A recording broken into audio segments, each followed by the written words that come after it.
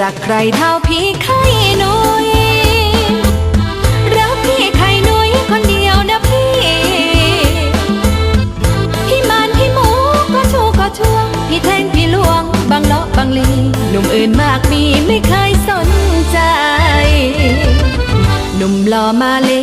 ตาหาน้องเสนอข้าวของเงินทองมาให้วันก่อนนายหัวดูตัวละชอบจะมอบของขวัญรถคันยาวใหญ่แต่เป็นรถไฟเลยไม่ต้องการ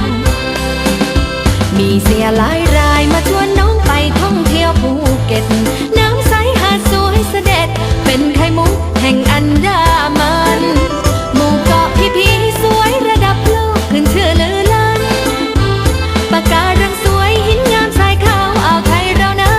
เสียเงินนะมาอ่อนทุกวันแต่ฉันไม่ไปกับใครสักทีไม่เคยรักใครเท่าพี่ไข่นุ้ย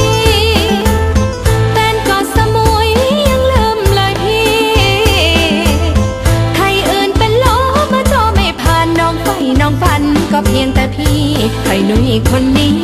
คือยอดดวงใจ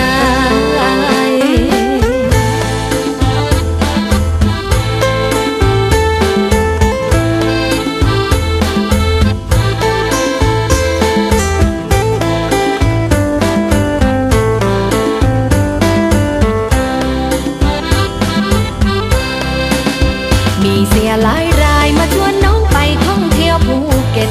น้ำใสหาดสวยเสด็จเป็นไข่มุกแห่งอันดามันหมู่เกาะพี่สวยระดับโลกขึ้นชื่อลือลั่น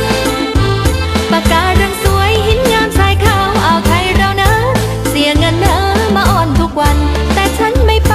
กับใครสักทีไม่เคยรักใครเท่าพี่ไข่นุ้ย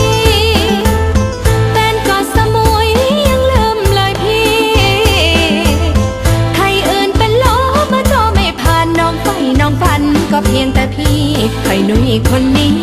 คือยอ